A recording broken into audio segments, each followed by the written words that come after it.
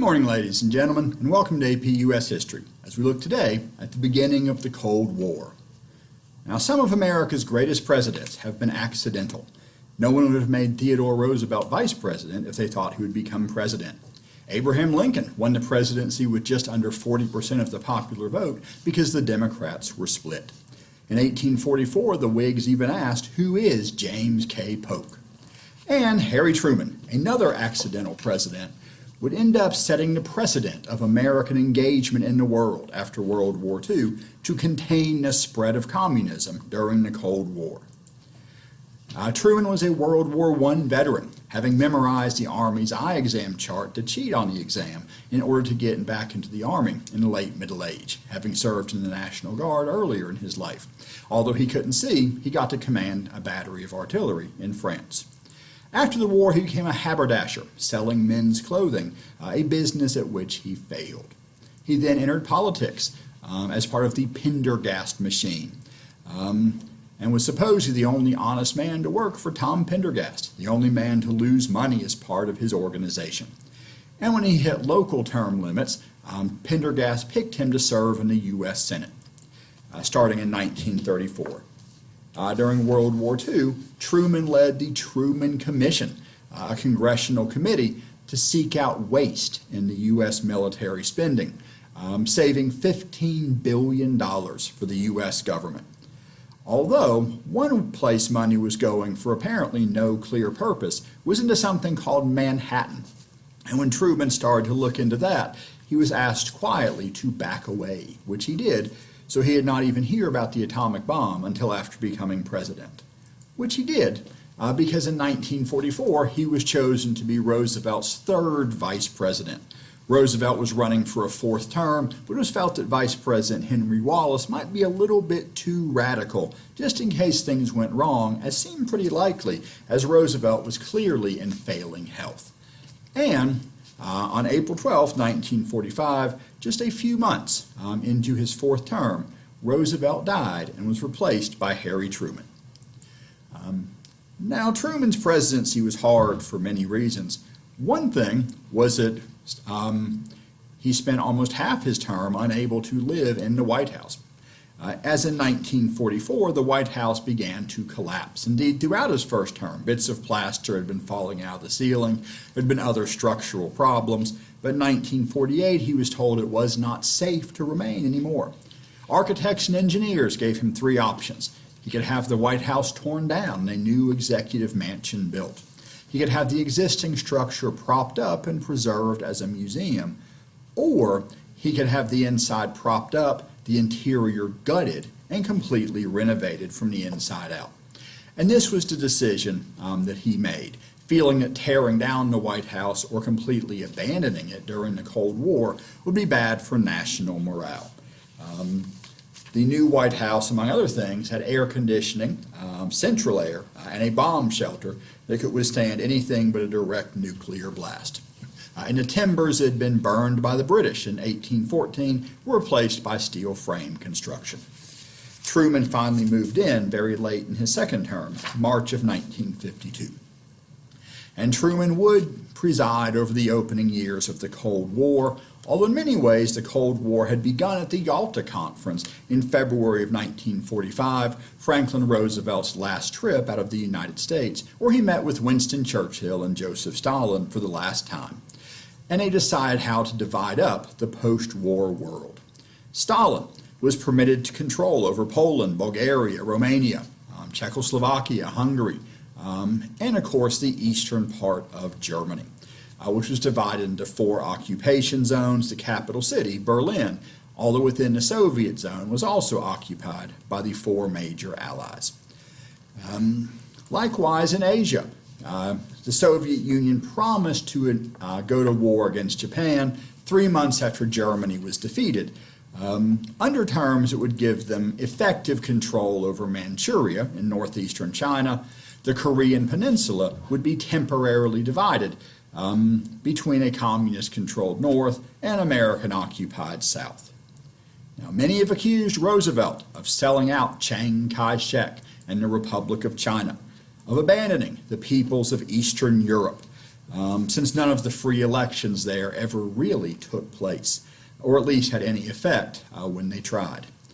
But arguably Roosevelt didn't have much choice. The Soviet army already occupied most of Eastern Europe and was much too large to dislodge. Furthermore, Roosevelt was in poor health, surely not at his best in negotiations, and some have simply argued that he really genuinely trusted Uncle Joe, as he sometimes called Stalin. But the fact is, despite our wartime alliance, the United States and the Soviet Union had never liked each other that much. Shortly after Hitler had invaded the Soviet Union, and while the U.S. was still officially neutral, Senator Harry Truman had said, if we see that Germany is winning, we ought to help Russia. And if Russia is winning, we ought to help Germany. And that way, let them kill as many of each other as possible. And that attitude was not only common before the war, but didn't really change much after the war. In part because the United States and the Soviet Union are both nations based on ideas, not necessarily on race or on religion, but rather on ideologies, both of them international ideologies that we both hope to spread. America believing in freedom, democracy, equality, at least more or less. And of course, private property.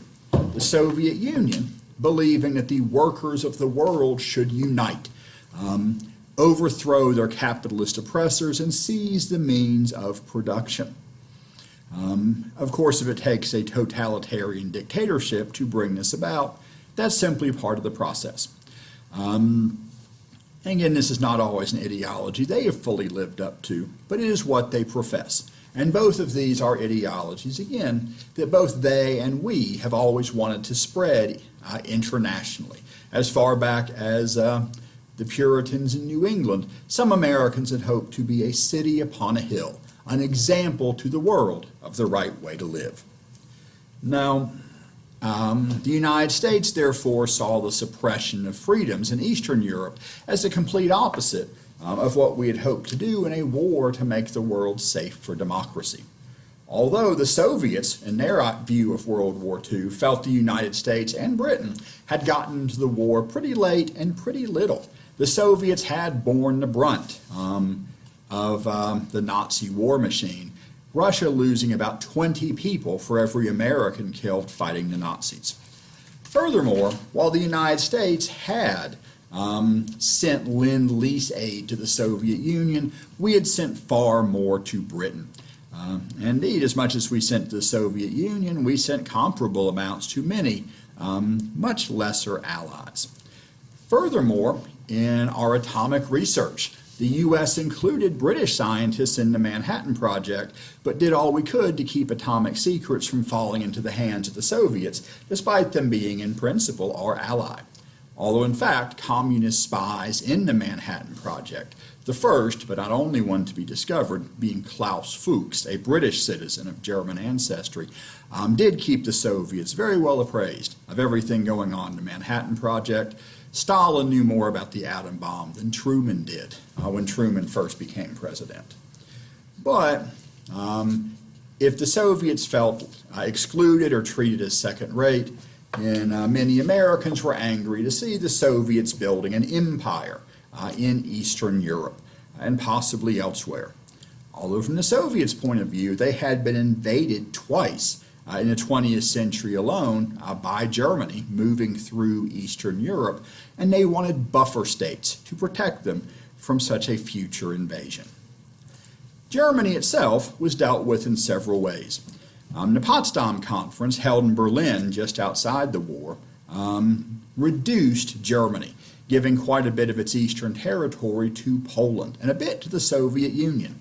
The land given to Poland being to make up for the land the Soviets had taken from them in 1939, and which Poland has never yet gotten back. The rest of Germany was divided up into occupation zones, with Berlin, the capital, jointly occupied even within the Soviet zone of control. Austria was carved back off of Germany, jointly occupied by the Allies till 1955, after which point it became independent, although very carefully neutral in the Cold War. It was feared early on that Finland would be absorbed into the Soviet sphere. But while they signed some treaties with the Soviets, they managed to remain democratic, if also very carefully neutral. In Eastern Europe, the promised elections were sometimes not held. More often they were held, but very carefully overseen by the Red Army. So that the Soviets either effectively rigged the elections or made sure that local communists soon seized control of their countries. According to Winston Churchill, from Stettin in the Baltic to Trieste in the Adriatic, an iron curtain has descended across the continent. Although there were still some efforts at cooperation. There were, for example, major war crimes trials for leading Germans, some lasting all the way to the 21st century. But many of the trials, including the big showcase trial of 22 top German officials, were held in the city of Nuremberg. Of 22 top German officials, 12 were hanged. Hermann Goering, commander of the Luftwaffe and with a number of other important roles, managed to commit suicide before he could be executed. 7 more leaders got long jail sentences, and in several cases for life. All of them served some time in prison, the shortest term being 10 years for Admiral Karl Dönitz, who had been named Führer of Germany after Hitler's suicide, holding that important role for 8 entire days. But he had also devised the Wolf Pack strategy used by German U-boats in the North Atlantic early in the war, and for that we wanted to punish him. Although he did point out the U.S. had done essentially the same thing to the Japanese in the Pacific, which is probably why he got 10 years rather than more. The U.S. Army, and especially the OSS, the Office of Strategic Services, tried to recruit or capture German scientists and engineers. The most famous example of this was Operation Paperclip, in which German scientists were captured or recruited, in some cases paperwork being forged to cover up their Nazi connections or otherwise help them get out of Germany. Some of these scientists even went to great effort to be captured by the United States, because they knew if we did not capture them, the Soviets would. Many of them were rocket scientists, and they, if they ended up in America, were mostly kept in Texas or in Florida. Many scientists seized by the Soviets ended up in slave labor camps in Siberia. The Soviet Union using slave labor to such an extent, they even had slave labor camps for scientists. Of the scientists who came to America from Germany, most famous was Werner von Braun, who became instrumental in America's space program. There were some other attempts to cooperate too. The United Nations was founded in 1945, with all nations being represented in the General Assembly, who choose a Secretary General to lead their meetings and kind of represent the United Nations to the entire world. There is also a Security Council to oversee security matters. Originally it had 11 members. This was expanded to 15 in 1965 as more and more former colonies became independent countries and got seats in the United Nations General Assembly and wanted a bigger voice in the Security Council too. However, from 1945 till the present, and presumably forever, there have been 5 permanent members, the others shuffling in and out after 3-year terms. The 5 permanent members are significant because each has a veto over major UN actions. And those 5 permanent members were, of course, the 5 major allies at the end of World War II. The Republic of China, the Republic of France, the United States of America, the United Kingdom, and the Union of Soviet Socialist Republics, now represented by Russia. Truman tried very hard to support the new United Nations, which the United States did join rather than rejecting, as we had the League of Nations. Truman sent a very distinguished group to the UN's early meetings, including Eleanor Roosevelt. The United Nations, among other things, helped to create the modern nation-state of Israel in 1948, with a great deal of support from both the U.S. and the Soviet Union.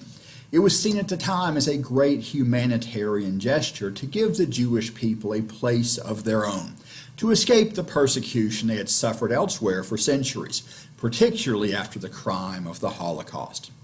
However, since then, Israel has been at the heart of many of the major conflicts in the Middle East. And even at the time, many members of the U.S. State Department tried to discourage Truman from recognizing the independent state of Israel, fearing it would make Arab countries angry at the United States and maybe lead them into the Soviet sphere. And although Truman did not allow Jews into his house, he recognized the state of Israel. Was in Eastern Europe. The Soviet army made sure that the promised free elections had little effect, as those countries became Soviet satellites, technically independent but dominated by the Soviet Union. And even in Western Europe, many countries were devastated after the war. People were starving, homeless, unemployed. And while communism may not promise wealth, indeed it says no one should be wealthy, it promises in principle enough to eat, a place to live, a job to do. And for people without those things, that can make communism seem very appealing. And the U.S. worried that Western European countries might also fall under the influence of local communist parties, something the Soviet Union was certainly trying to encourage behind the scenes. And countries elsewhere, too, seemed threatened by communism. Now, Britain, during and after World War II, tried to support anti-communist forces, particularly in Greece. They also sent aid to Turkey, which felt threatened by the Soviet Union. But by 1947, Britain couldn't afford this anymore and asked Truman for help. Truman in turn asked Congress for money for these countries, and Congress voted millions of dollars to protect them from communism, and neither did turn to a communist government. This came to be known as the Truman Doctrine, America's promise to support non-communist forces around the world. Truman declaring, it must be the policy of the United States to support free peoples who are resisting attempted subjugation by armed minorities or by outside pressures. And we may not be able to fight communism where it already exists, at least not outright, but we can keep it from spreading. A policy of containment proposed by George Kennan in the State Department. It would be a process whereby the world would end up split into two armed camps, in which everyone was either with us or against us. But Truman felt this was necessary. He, and certainly many other politicians and diplomats, look back to the policy of appeasement in the 1930s, when Hitler had gradually been allowed to expand his power, even if it violated the Treaty of Versailles or other agreements, feeling it was better to appease him than to have a fight. But in fact, it just let him grow more and more powerful until he was ready for a fight.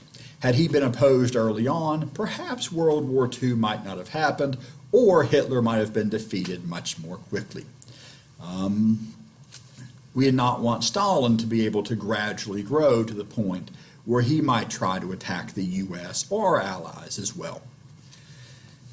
And to keep communism from spreading into an impoverished Western Europe, America's new Secretary of State, George Marshall, there pictured in his uniform as a general from early in World War II, before he became the five-star general he would eventually be when he was commander of the entire U.S. Army, proposed rebuilding Europe, a program that would be known as the Marshall Plan, under which the United States would send money, eventually $13 billion, at least $100 billion or more in today's money, to rebuild Western Europe.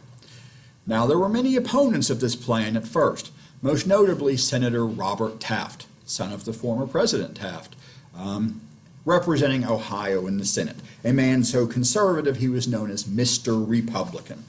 And many felt the Marshall Plan would be too expensive, would keep America tied up in foreign affairs many people still want to turn away from.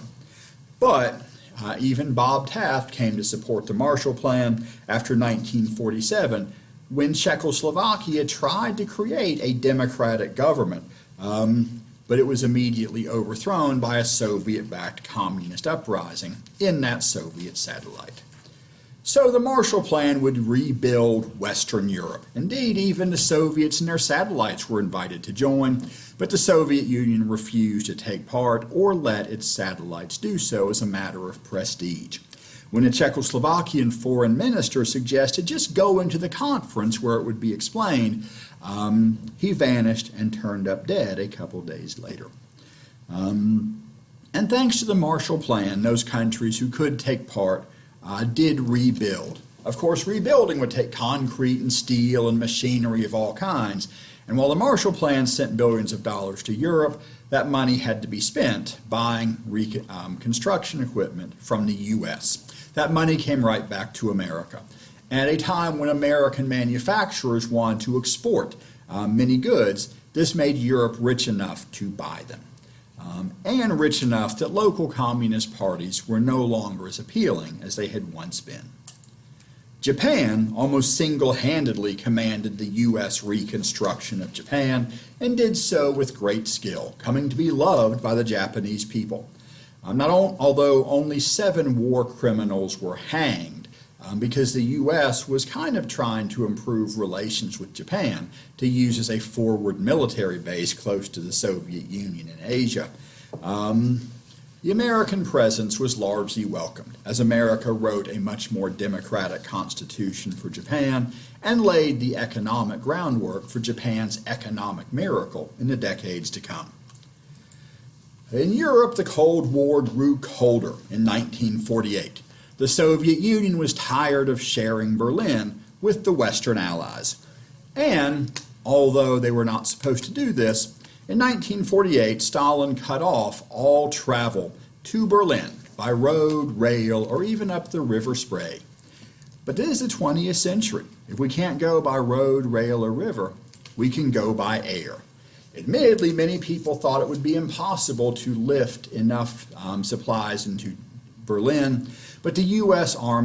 Air Force and the British Royal Air Force again launched the Berlin Airlift, carrying supplies to our own troops and to the French, and eventually to the entire civilian population of Berlin, even those in the Soviet sector. For 11 months, we kept Berlin supplied by air, until in mid-1949, Stalin lifted the blockade as it was hurting the Soviet Union's prestige for it to fail so spectacularly. But while this was a great victory in 1949, overall 1949 would be one of the most frightening years in American history. As in August of 1949, the Soviet Union tested their first atomic bomb, one whose technology was very similar to that of America's plutonium bomb, thanks, of course, to communist spies in the Manhattan Project. We are no longer the world's only nuclear power. And the next month, September of 1949, things got worse, as the Chinese Civil War finally came to an end and the communists won, under the leadership of Mao Zedong, who renamed China the People's Republic of China. Although the nationalist Chinese, led by Chiang Kai-shek, were able to retreat to the island of Formosa, now better known as Taiwan. And under Chiang Kai-shek, and up to this day, Taiwan has officially claimed to be the Republic of China and the rightful ruler of all of China.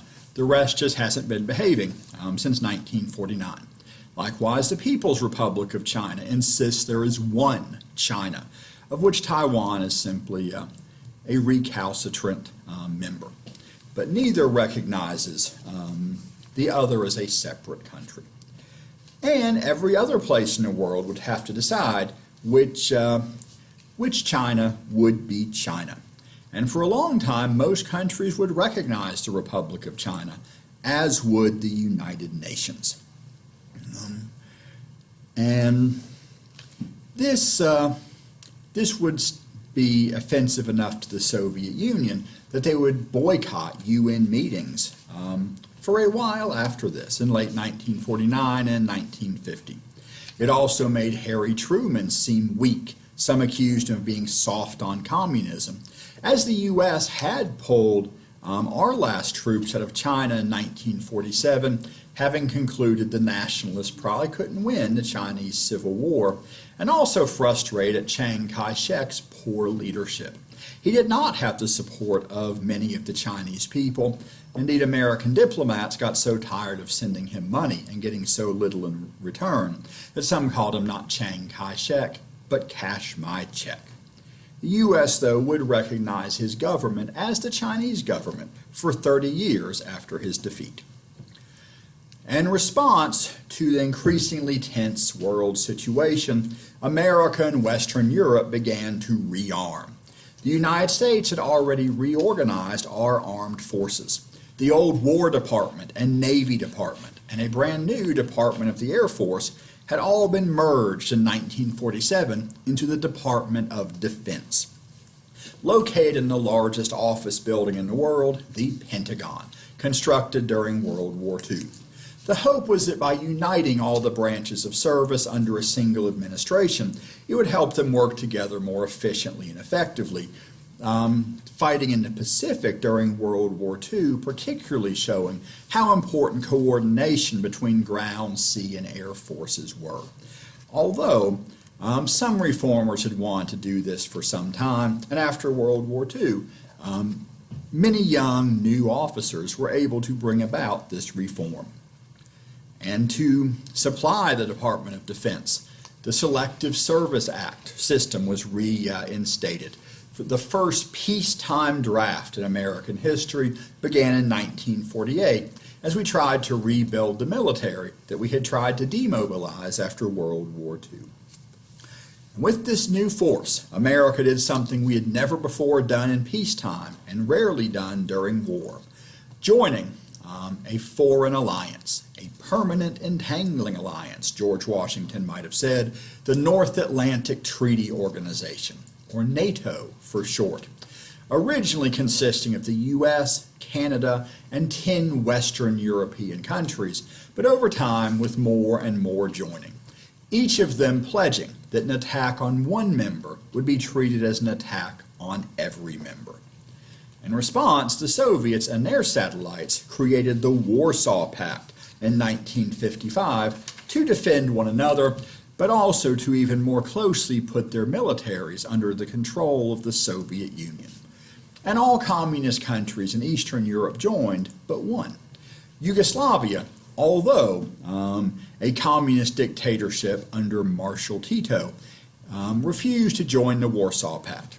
Yugoslavia might be a communist country, and one where people were killed if they opposed the government too openly. It still had at least its own communist dictator, and Marshal Tito tried to chart an independent course through the Cold War. Communist but not dominated by the Soviets, trying in his own way to be sort of neutral, just as the democratic countries of Austria, Finland, and Sweden, and Switzerland stayed neutral throughout the war. The U.S. government prepared in other ways. The National Security Council was created to advise the president on issues of national security. The National Security Advisor now sits in the cabinet, as he has such an important role. The Central Intelligence Agency was formed out of the old Office of Strategic Services to spy on foreigners and sometimes even support anti-communist forces overseas. The Voice of America, which had been created during World War II to broadcast American news and entertainment, and certainly America's point of view into Axis-occupied countries, now broadcast American radio into communist-occupied countries. The Iron Curtain can't block the airwaves. And in 1952, the United States exploded the world's first hydrogen bomb on November 1st on a little coral atoll in the Marshall Islands. It yielded 10.4 megatons of explosive power, equaled almost 10.5 tons of dynamite, over 450 times as powerful as the bomb dropped on Nagasaki at the end of World War II. The tiny atoll it was exploded on was obliterated, leaving an underwater crater 164 feet deep and over a mile wide. And then in 1953, the Soviets tested their own hydrogen bomb, one that was smaller and thus more easily delivered to their enemies. And after this, the U.S. and Soviets would seek nuclear superiority, hoping to have more atomic weaponry than the other. Britain announced their own atomic bomb and tested one in 1952. In the 1960s, France and the People's Republic of China would test atom bombs of their own. The beginning of an arms race, as America and the Soviets and many other countries competed to have the most and most destructive weapons. And this would characterize the Cold War for decades to come. But it would also keep the Cold War cold, as neither the U.S. nor the Soviets dared directly attack each other. Open combat guaranteed mutual assured destruction, as each of us had enough atomic bombs to totally destroy the other. The old balance of power that had kept an uneasy peace from the defeat of Napoleon to the start of World War I had been replaced by a balance of terror.